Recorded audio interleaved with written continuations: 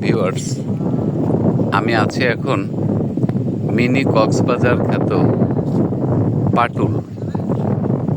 আর সেই পাটুল হালতি বিলেরই অংশ। এটা একটা হালতি বিল, যা বাংলাদেশের দ্বিতীয় বৃহত্তম বিল নামে পরিচিত।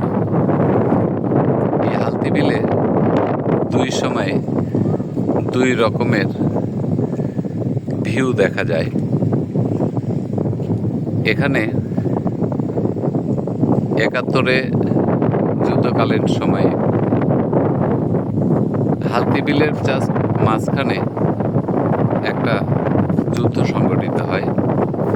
সেই যুদ্ধের বেশ কিছু হতাহত হয়, আর সেই হতাহত এর স্মৃতি সংরক্ষণের জন্য একটা স্মৃতিসৌধ তৈরি করা হয়েছে, যা হালতি বিলের মধ্য অবস্থানে খোলাবাড়িয়া। আর সেই স্মৃতিসৌধের পাশ থেকেই আমি আপনাদেরকে একটু দেখানোর চেষ্টা করছি। এটা খোলাবাড়িয়া গ্রাম। ভাসমান অনেক রেস্টুরেন্ট আছে। সামনে দেখা যাচ্ছে যেটা, সেটা হলো খোলাবাড়িয়া মাদ্রাসা। এখানেই সেই স্মৃতিসৌধের চারিপাশে অনেকগুলো দোকানিরা বসিয়ে বসেন। দেশের বিভিন্ন প্রান্ত থেকে আগত দর্শনার্থীরা এই হালতি বিল ভ্রমণে আসেন, যেটা মিনি কক্সবাজার। এই কক্সবাজার আসার পরে এই বিলের ভিউ দেখে অভিভূত হয়।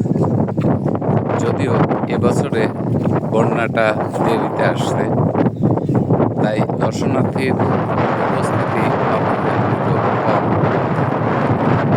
পানি যথেষ্ট পরিমাণ বেড়েছিল, বাড়ার পরে কিন্তু আবার পানিটা কমে গেছে।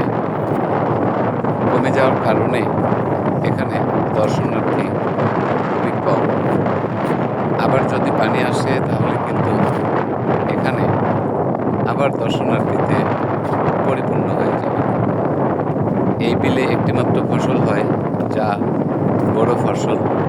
সেই বড় ফসল ঘরে তোলার পরে বন্যা এবং বৃষ্টির পানিতে যখন টইটুম্বুর হয়ে যায়, চারিদিকের গ্রামের মাঝখানে প্রায় গোলাকৃতি একটি কিন্তু বিল, যে বিলে থই থই করে পানি।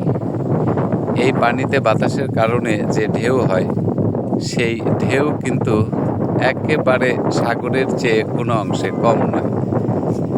যেহেতু এটা সাগরের অনুরূপ, সেহেতু এটাকে মিনি কক্সবাজার হিসেবে নামকরণ করা হয়েছে।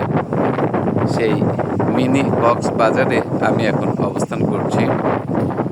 ওই যে সামনে যে গ্রামটা দেখা যাচ্ছে, এই গ্রামটা কিন্তু দিঘির পাড়।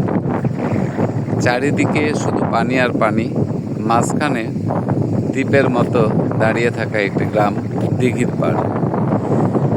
আর একটু পশ্চিম দিকে যদি দেখা যায়, তাহলে এই গ্রামটি পানিতে ভাসমান গ্রামের মতোই। এই গ্রামটির নাম একডালা। আর যেখানে আমি অবস্থান করছি, এটা কিন্তু খোলাবাড়িয়া। আর খোলাবাড়িয়ার পশ্চিম পাশে বিলের মধ্যে আরেকটি গ্রাম আছে, যে গ্রামটির নাম হালতি। আর সম্ভবত ওই হালতি গ্রামের নাম অনুসারেই এই বিলটির নামকরণ করা হয়েছে হালতি বিল, যা এখন মিনি কক্সবাজার নামে খ্যাত। হাজার নয় লাখো মানুষের উপস্থিতি হয় এই মিনি কক্সবাজারে। আর সেই কক্সবাজারে আমন্ত্রণ রইল, বাংলাদেশের যে প্রান্তে থাকুন না কেন, আসবেন। সাগরের মধ্যে সেই ভাসমান গ্রামগুলো দেখে এক একটা দ্বীপ মনে হবে, এবং বাতাসে সাগরের মতো ঢেউ যে কাউরো মনটাকে কিন্তু আনন্দে আন্দোলিত করে দেবে। তাই দাওয়াত রইল মিনি কক্সবাজার হালতি বিলের। আসবো, দেখব মনোরম পরিবেশে সুন্দর সুন্দর রিসোর্ট আছে, আর সেই রিসোর্টে বসে প্রিয়জনদের সঙ্গে করে নিয়ে